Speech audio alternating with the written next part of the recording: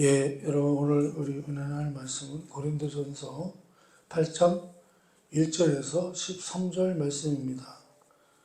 고린도전서 8장 1절에서 13절 말씀 제가 먼저 봉독합니다. 우상의 제물에 대하여는 우리가 다 지식이 있는 줄을 아나 지식은 교만하게 하며 사랑은 덕을 세우나니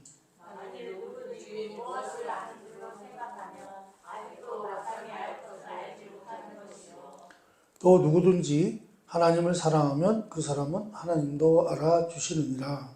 그러므로 우상의 제물을 먹는 일에 대하여 우리가 우상은 세상에 아무것도 아니며 또한 하나님은 그분께 없는 줄 아노라. 비록 하늘에나 땅에나 신이라 불리는 자가 있어 많은 신과 많은 주가 있으나 그러나 우리에게는 하나님이 곧 아버지가 계시니 만물이 그에게서 났고 우리도 그를 위하여 있고 또한 한 주 예수 그리스도께서 계시니 만물이 그로 말미암고 우리도 그로 말미암아있느니라. 그러나 이 지식은 모든 사람에게 있는 것이 아니므로 어떤 이들은 지금까지 우상에 대한 습관이 있어 우상의 제물을 알고 먹는 거로 그들의 양심이 약하여지고 더러워지느니라. 우리가 먹지 않는다고 해서 더 잘 사는 것도 아니고 먹는다고 해서 더 잘 사는 것도 아니니라.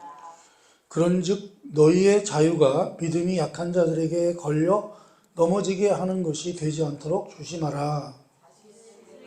내가 우상의 집이 아니라 먹을 것을 이루면 그 믿음이 약한 자들의 양심의 강령을 얻어 우상제물을 먹기 위해서 그러면 내 지식으로 그 믿음이 약한 자가 멸망하나니 그는 그리스도께서 위하여 죽으신 형제라. 이같이 너희가 그에게 죄를 지어 그 약한 양심을 상하게 하는 것이 곧 그에게 죄를 지은 것이라.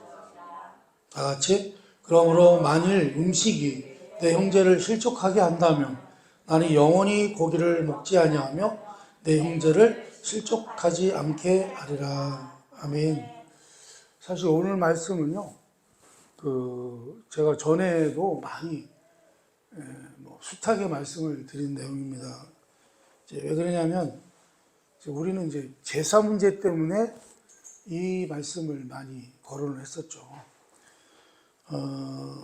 하여간 이 고린도 교회뿐만 아니라 이 당시에는요, 많은 사람들이 예수를 믿게 되면 그때부터 커다란 문제에 이제 직면하게 됐습니다.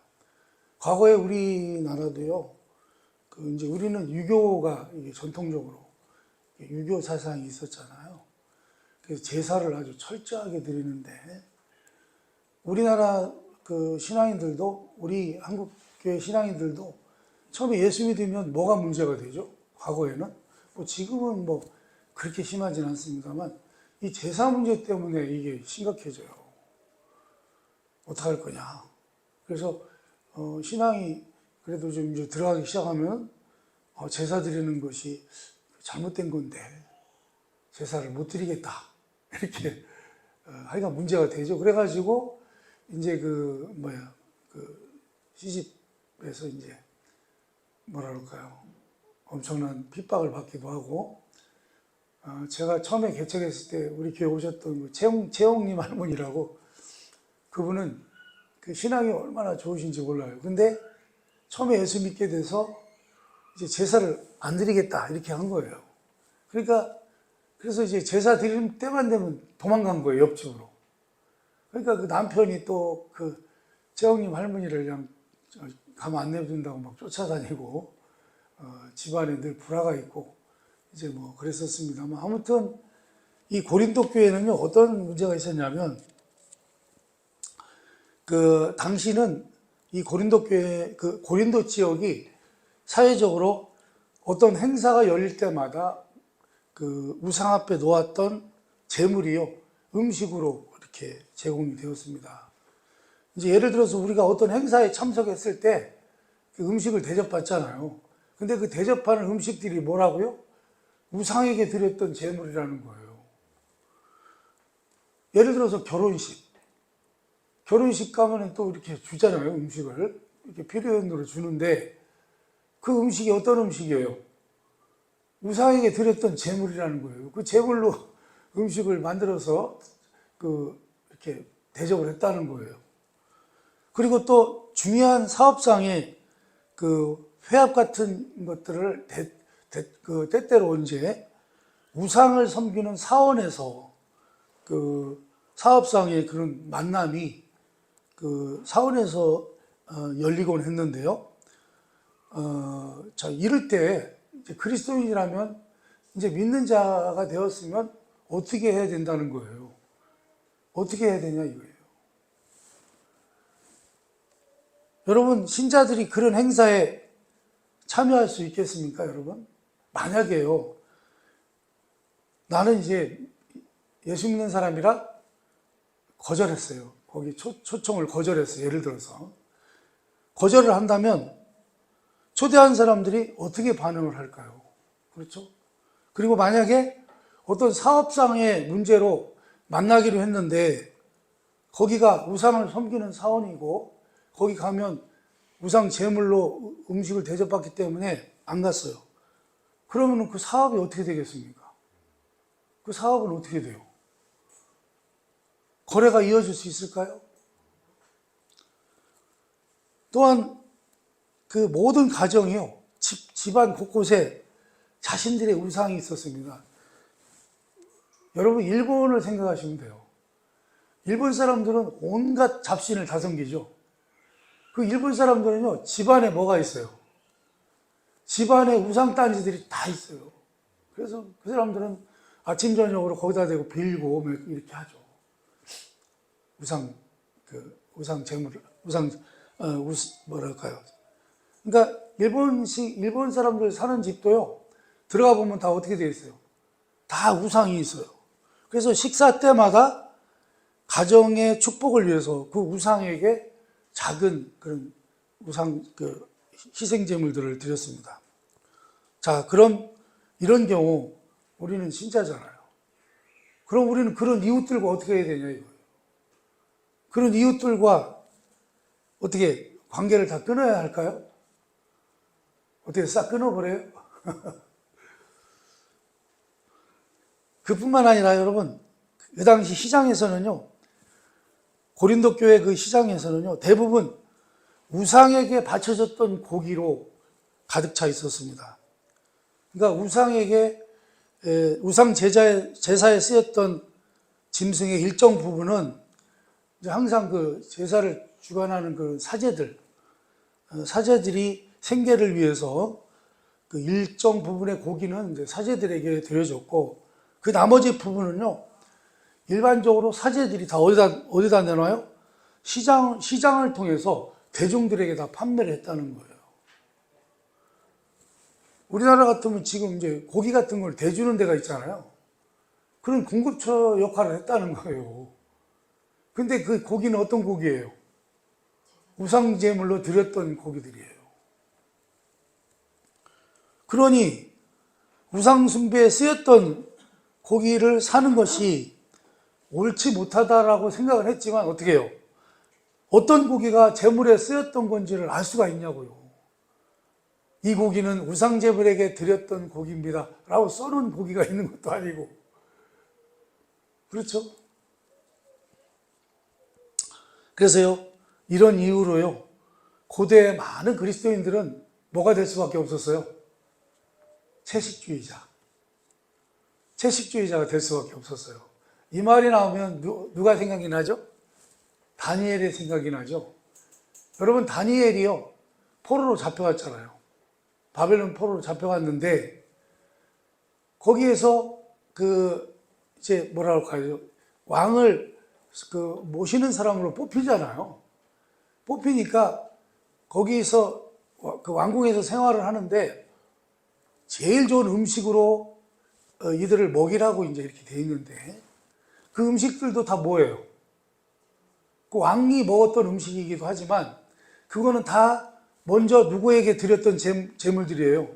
우상에게 드렸던 제물들이란 말이죠.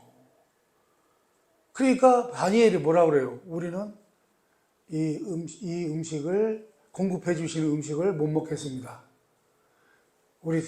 그리고 우리는 뭐만 먹겠습니다? 채소만 먹겠습니다. 이렇게 된 거예요. 채소만 먹었는데도 나중에 보니까 어떻게 돼요? 만약에 우리의 몰골이 채소만 먹어서 안 좋아지면 그때는 우리가 고기를 먹더라도 우선은 안 먹겠습니다. 이렇게 됐는데 어떻게 되죠? 정말 그들의 때깔이 더 좋아졌더라. 예. 그러니까 이때는요, 그래도 신앙을 지키기 위해서 어떤 일들이 많았다는 거예요? 채식주의자가 많았다는 거예요. 채식을. 그러니 이 고린도 교회들에게 이제 이런 문제들이 심각했다는 거죠. 그래서 도움이 필요했습니다. 그래서 이 문제에 대한 확실한 답변과 어떤 지침이 필요했다는 거죠. 신앙적인 어떤 규례라고 그럴까요? 그런 규칙, 규례 이런 것들이 필요했다는 거죠. 먹어도 되냐 안 되냐 이거예요. 그래서 그들은요, 바울에게 편지를 쓰게 된 거죠. 바울에게 물어봐요. 우상에게 바친 제물에 대해서 우리가 어떻게 해야 되느냐. 그러니까 바울이 이렇게 대답하죠. 야, 그 우상 자체는 아무것도 아니야. 이거는 제가 여러분들한테도 워낙 많이 말씀드린 내용이에요. 고기는 아무것도 아니요. 우상에게 바쳤던 제물, 고기, 그거 아무 상관없어. 그거는 영적인 문제와 아무런 관련이 없다. 그것으로 인해서 우리를 하나님께 받아들여지게 하거나 받아들여지지 못하게 하는 것과는 아무런 상관이 없다. 관련이 없다. 이렇게 대답을 하죠. 제가 이제 평신도 때인가요? 집사 때인데 우리 한 팀이 기도하러 다니는 팀이 있었어요. 근데 그 중에 조금 유별나신 집사님이 한 분 계셨는데 그분은 어떤 얘기를 하냐면 고기 있잖아요. 이런 얘기를 하셔요. 자기는 돼지고기나 이런 걸 먹고 오면은 기도가 잘 안 된다라. 음식이 우리가 율법에 나오는 고기들이 있어요. 율법에. 이스라엘 백성들은 돼지고기라든지 이런 걸 안 먹잖아요. 그 친구들은 안 먹는 고기들이 많아요. 반추하지 않는 동물들은 먹지 않아요. 그들은요. 그리고 이제 물고기 같은 경우는 비늘이 없는 고기를 먹지 않습니다. 그러다 보니까 뭐를 안 먹어요? 또 우리가 좋아하는 추어탕 같은 걸 안 먹습니다. 그들은 안 먹어요. 그런데 그런 거 아무런 상관없다는 거예요. 그런 거 관계가 없다는 거예요. 영적인 것과는 아무런 상관이 없다는 거예요. 그러나라고 이제 거기에 이제 이게 붙어요. 뭐가 붙어요? 그리스도의 원칙은 그렇다 해도 내가 그런 걸 알아요. 그런 것들이 아무것도 아니라고 하는 지식은 가지고 있어요. 그래도 우리의 원칙은 뭐예요? 사랑이라는 거예요. 지식이 아니라는 것입니다. 그래서요, 지식은 단지 부분적일 뿐이기 때문에 사람이 아무리 어떤 것을 알고 있다고 해도 그것은 매우 불완전하다. 그런 말씀입니다. 사람은 어떤 것 전체를 완전하고 정확하게 알 수는 없다는 것입니다. 그래서 지식이 있으므로 자유롭게 행할 수 있다고 생각하는 사람들도 그릇될 수 있다는 것입니다. 그러므로 믿는 자는요, 자신의 삶을 지식이 아닌 사랑을 기초로 해서 살아야 한다. 이렇게 말씀을 합니다. 그래서요, 음식이 사람을 영적으로 만들지 못한다는 사실도 알아야 합니다. 여러분, 그러면서요, 바울은 뭐라고 그래요? 바울은 우상은 뭐라고 그래요? 우상. 왜 이렇게 아침에 이렇게 정신들이 없으신가? 예. 여러분, 바울은요, 우상은 뭐가 아니라고 해요? 우상은 신이 아니라는 거예요. 신이 아니라는 것입니다. 하나님 외에 다른 신이 있습니까? 없습니까? 없어. 하나님 외에 다른 신은 없습니다. 사람들이요, 신이라 부르는 것은요, 그들의 마음과 생각과 망상에 의해서 조작된 신일 뿐입니다. 나무나 돌로 만든 조각일 뿐이라 그런 말씀입니다. 그리고요, 그들 스스로 창조해낸 신일 뿐입니다. 그러니 뭐라는 거예요? 결과적으로는 아무것도 아니라는 거예요. 그러니까 우상은요, 우리가 신경 쓸 가치가 있어요, 없어요? 그 가끔 이렇게 TV 같은 데 보면 왜 무당집들이 이렇게 나오더라고요. 무당집들에 보면 막 거기에 무슨 이렇게 사람들 이렇게 형상 같은 거 해놓고 그걸 만신상이라고 하던가요? 그런 거 같은 거 쭉 놓고 어떤 무당들은 또 부처도 갖다 놓고 뭐 별짓을 다 했더만요. 근데 그런 것들은요, 아무것도 아니라는 거예요. 근데 괜히 느낌상 하도 이상하게 해가지고 느낌상 조금 껄쩍지근한 게 있어서 그렇지 아무것도 아니라 그런 말씀입니다. 그러나 여러분, 우리가 믿는 하나님은 어떤 분이십니까? 우리가 믿는 하나님은 온 우주를 통틀어 유일한 최상의 주권자가 되신다, 그런 말씀입니다. 그분은 우리 주 예수 그리스도와 모든 믿는 자들의 아버지가 되신다. 여러분, 그분은 누구세요? 그분은 창조주이십니다. 창조주이시고요, 모든 피조물의 근원이 되십니다. 우리는 그분 안에 있고요, 그분은 우리의 생명이 되신다, 그런 말씀입니다. 우리는 그분으로 말미암아 존재하고요, 그분은 우리를 구원하시고 구속하시고 그분만이 온 세계의 구주가 되신다, 그런 말씀입니다. 그런 그분에게 있어서, 그런 하나님에게 있어서 음식, 우상 이런 거요, 중요하지 않다는 거예요. 어떤 음식도 우리를 영적으로 깨끗하게도 더럽게도 만들 수 없다는 것입니다. 어떤 음식을 먹느냐, 먹지 않느냐 하는 것이 우리로 하나님께 받아들여지지 못하게 하거나 우리로 하여금 더 훌륭해지게도 더 나빠지게도 만들지 못한다, 그런 말씀입니다.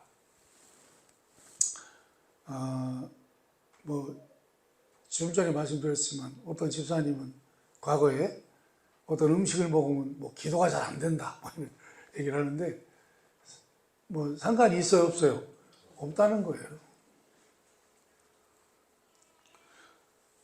그러나 이제 거기에 이제 그러나가 들어가는데, 우리는 이제 그런 지식을 갖고 있잖아요. 여러분들, 우리는 이제 그런 것들을 우상이나 음식이나 우상에게 바쳤던 재물이나 이런 것들이요, 아무것도 아니라고 하는 것을 우리가 이제 지식으로 알고 있잖아요. 그죠? 지식으로 알고 있는데, 네가 가지고 있는 그 지식 때문에 연약한 자를 걸려 넘어지게 하는 자가 되지 않도록 주의해야 된다, 그런 말씀입니다. 이제 무슨 얘기냐면, 고린도 교회의 경우 몇몇 믿는 자들은요, 우상에게 고기를 바치는 사회적인 행사에 참가하고 있었습니다. 또 다른 믿는 자들은 우상의 신전에서 열리는 의식에도 참여를 하고 있었다는 것입니다. 여러분, 그로 인해서요, 믿음이 연약한 이들도 자연스럽게 그들과 같은 행동을 따라서 하게 됐다는 거예요.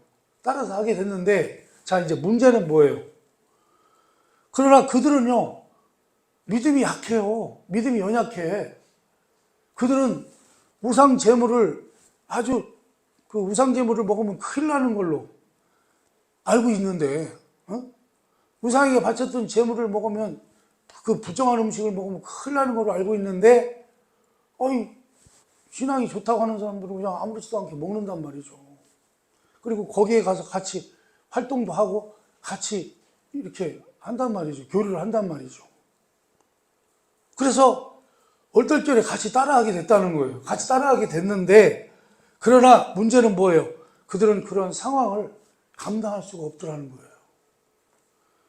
그들은 양심의 가책을 느껴서 주님 앞에 합당하지 못하고 죄를 지었다고 생각을 했다는 거예요. 그래서 그들은요, 그냥 그 일을 그냥 넘기기가 어려웠습니다. 따라서 하나님께서 용서해 주시리라는 생각조차 못했고, 그런 행동을 따라서 한 자기 자신을요, 용서하기가 힘들었다는 거예요, 스스로가. 그리고요, 어떤 이들은요, 자기의 신앙을 자신하다가 우상 숭배에 다시 빠져가지고 파멸될 지경에까지 이르렀다는 거예요.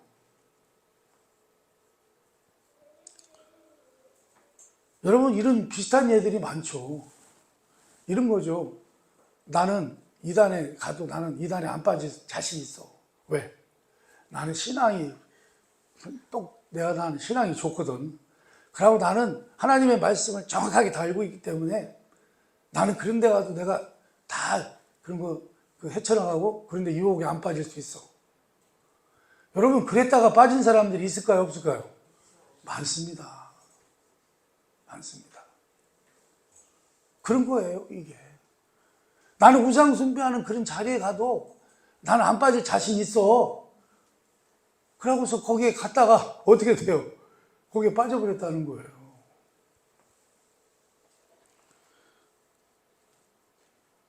그래서 바울은요, 아주 강하게 권면하고 있습니다. 너희의 자유가 믿음이 약한 자들에게 걸려 넘어지게 하는 것이 되지 않도록 조심해라.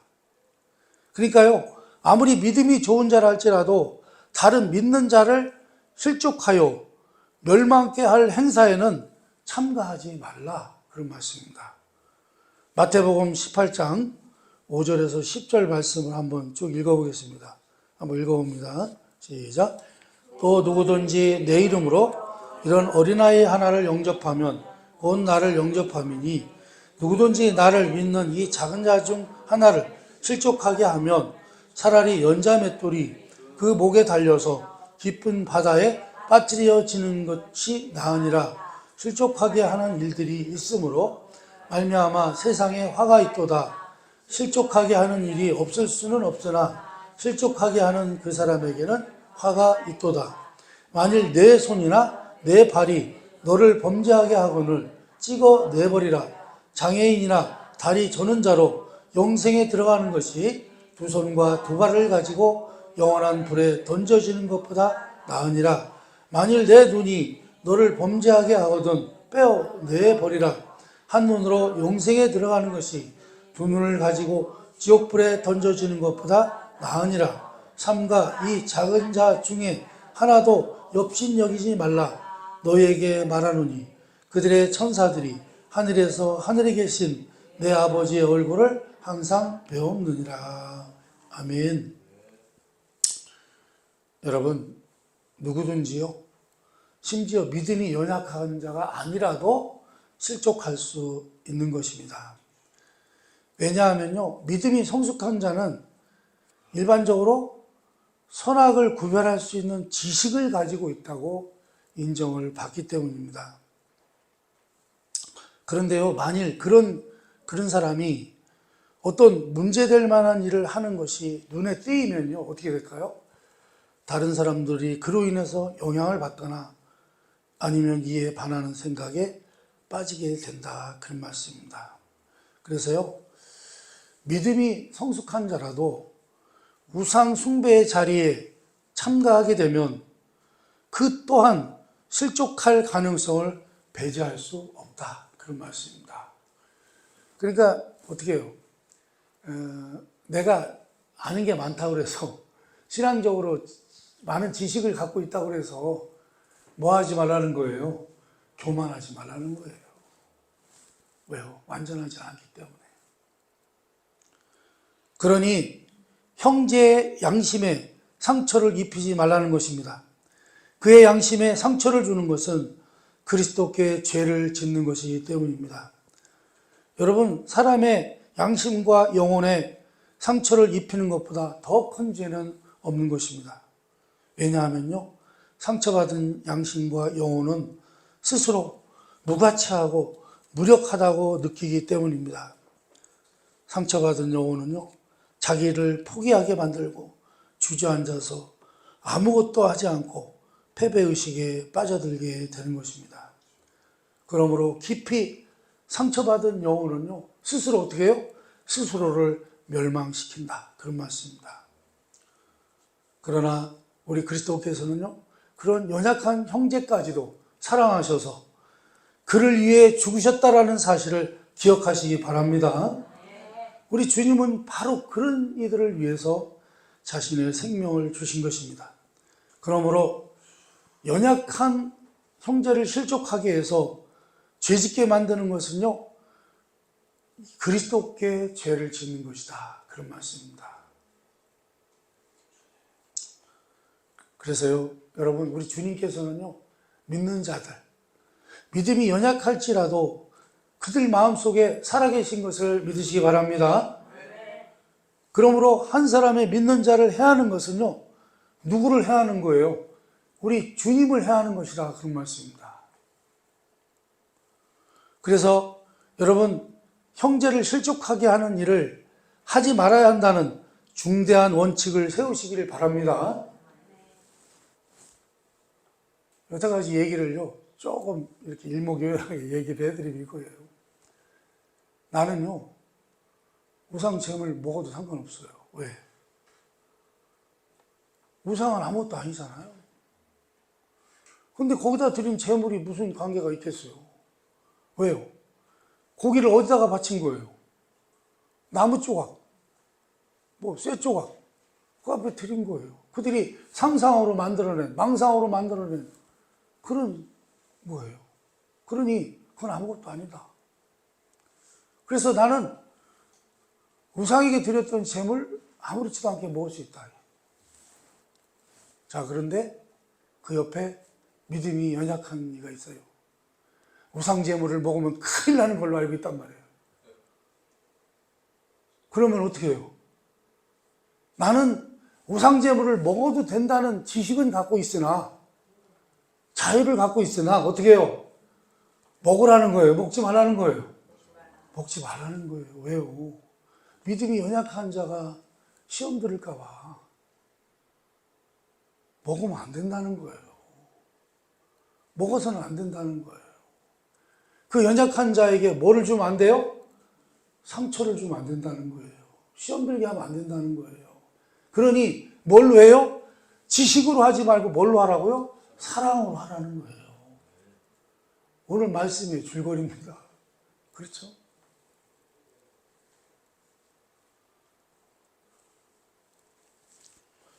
그래서요, 바울은요, 어떤 음식이든 형제를 실족하게 한다면 그는 그 음식을 먹지 않겠다. 이렇게 말을 합니다. 그게 뭐예요, 여러분? 정답입니다. 바울은요, 결코 형제를 실족하게 하는 일을 하지 않겠다는 것입니다. 그것이 아무리 나에게 기쁨을 주고 만족을 주는 일이라 할지라도 연약하고 어린 믿는 자들의 믿음을 무너뜨리게 된다면 나는 그것을 포기하겠다는 거예요. 아무리 기쁜 일이라도, 아무리 만족스러운 일이라도 나는 안 하겠다는 거예요. 포기하겠다는 거예요.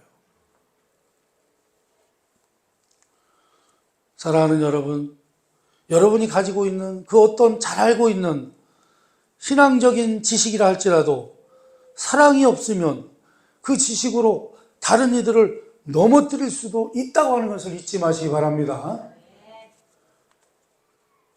내가 신앙적으로 볼 때 그거는 절대 그렇게 하면 안 돼, 막 이러면서 당신은 지금 하고 있는 행동이 상당히 잘못된 거야, 막 이러면서 정죄하고.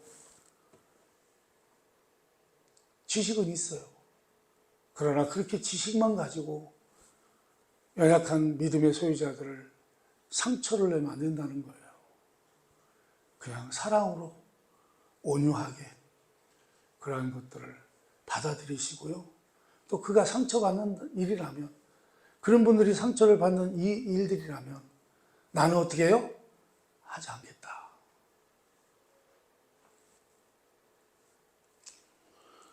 나는 우상제물을 먹을 수 있을 만큼의 자유할 수 있는 지식을 가지고 있으나 그로 인해서 다른 형제를 실족하게 할 수 있다면 나는 결코 먹지 않겠다는 사랑의 마음으로 여러분의 신앙을 지켜나가시기를 주님의 이름으로 축원합니다.